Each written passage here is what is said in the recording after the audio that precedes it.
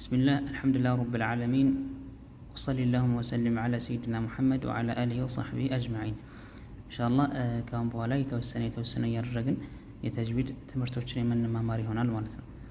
ተጅዊድ ብሎ ማለት ቀላል የሆነ የትምህርት ዘርፍ ነው። የሚያግዘንና የሚጠቅመን ደግሞ ምንድነው? ቁርአን ላይ ስህተት እንዳይኖር በስህተት እንዳንቀራውና ቁርአንን በደንብ አድርገን እንጥቃን አድርገን እንድንቀራው አሳምረን እንድንቀራው የሚያግዘን የሆነ የትምህርት ዘርፍ ነው ማለት ነው። ምንም አዲስ ነገርና የተለየ ነገር የለም። ቀላል የሆነ ትምህርት ነው። አቅልላችሁ ይዩት። ኢንሻአላህ ዛሬ የምናየው ምንድነው? በዚህ ትምህርት ላይ የምናየው ምንድነው? መኻሪጅ الحروف እና صفات الحروف ነው የምናየው። የፊደላቶችን የመውጫ ቦታና የፊደላቶችን ባህሪ ነው የምናየው ማለት ነው። ምክንያቱም አንድ ሰው ቁርአንን አሳምሮ በደንብ አድርጎ ሊቀራ ዘንድ መኻሪጅ الحروف እና صفات الحروف በደንብ አድርጎ ሊያውቅ ስለሚገባ ማለት ነው። እሺ تعريف الحروف يا تعريف الحرف أو تعريف الحرف يا فيدل ما براريو فيدل مالت ምንድነው? በተጅዊድ የትምህርት ዘርፍ ላይ ተጅዊድ ማነው حرف ብሎ ማለት ምንድነው? ፊደል ብሎ ማለት ምንድነው ከተባለ الحرف حرف ብሎ ማለት هو صوت يعتمد على مقطع أو مخرج ማለት ነው። ድምጽ ነው የሚወጣ የሆነ ድምጽ ነው ከአፋችን የሚወጣ ድምጽ ነው ማለት ነው።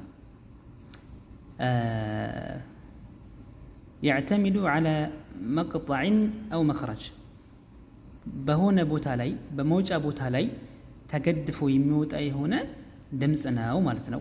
محقق أو مقدر محقق ይሁን ያ ቦታ የታወቀም ይሁን بالضبط የታወቀ ይሁን أو مقدر ወይንም مقدر ይሁን ማለት ነው።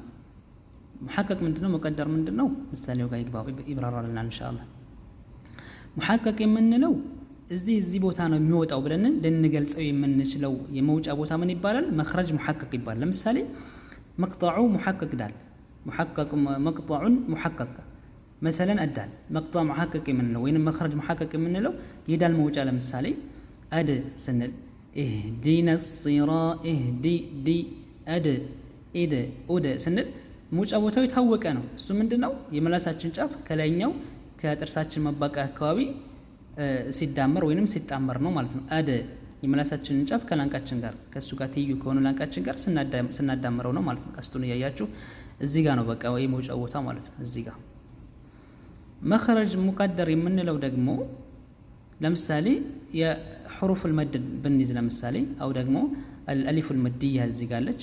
الالف المديه የምትባለውን የመውጫ ቦታ ብናይ ለምሳሌ إنا أعطينا إنا نا سنة لمثالي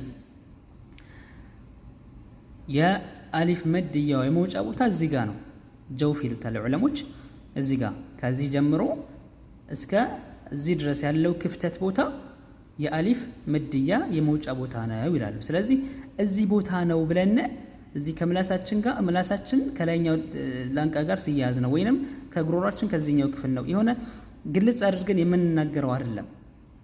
ስለዚህ በጥቅሉ ምን ይሉታል? የአሊፍ መውጫ አሊፍ መድያ የአሊፍ የመሳቢያዋ የአሊፍ ፊደል መውጫ ጀውፍ ላይ ነው። ጀውፍ የሚባለው ደግሞ ከዚህ ጀምሮ እስከዚህ ያለው ክፍተት ምን ይባላል? ጀውፍ ይባላል። ስለዚህ አሊፍ መድያ የምትወጣው እዚህ ጋር ነው ይሉታል ማለት ነው።